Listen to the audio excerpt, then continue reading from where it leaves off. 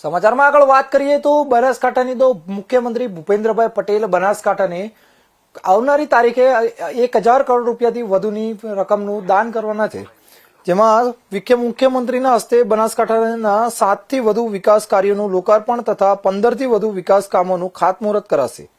મુખ્યમંત્રી ભૂપેન્દ્રભાઈ પટેલ વિકાસ કામોનું ખાતમુહૂર્ત કરશે, તેમાં મુખ્યમંત્રી ભૂપેન્દ્રભાઈ પટેલના હસ્તે ઉમરદશી નદી ઉપર 6 માર્ગીય રસ્તાને અનુરૂપ નવીન 4 માર્ગીય પુલનું ગઠામણ જંકશન ઉપર વીયુપીના કામનું પીએચસી મડાણા ગઢ, પીએચસી વેડંચા પાલનપુર ખાતે અનુસૂચિત જાતિના વિદ્યાર્થીઓ માટે આધુનિક સુવિધાસભર સરકારી કુમાર છાત્રાલયનું કીડોત્તર પ્રાથમિક શાળા અને સેજલપુરા પ્રાથમિક શાળાના 22 નવીન વર્ગખંડોનું લોકાર્પણ કરાશે। મુખ્યમંત્રી ભૂપેન્દ્રભાઈ પટેલ પાલનપુર રામલીલા મેદાન સ્થિત સશક્ત નારી મેળાની મુલાકાત લેશે તથા પાલનપુર ટાઉન હોલ ખાતે કાર્યક્રમ યોજાશે। મુખ્યમંત્રીના સમગ્ર કાર્યક્રમના સુચારુ આયોજનને લઈને જિલ્લા કલેક્ટર મિહિર પટેલના અધ્યક્ષસ્થાને કલેક્ટર કચેરી પાલનપુર ખાતે સંબંધિત અધિકારીઓ સાથે બેઠક યોજાઈ હતી।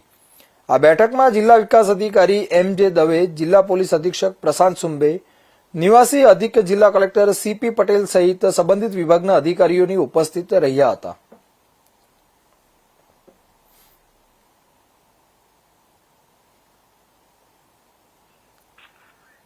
Stand by. नेक्स्ट 4 नंबर की खबर लेंगे।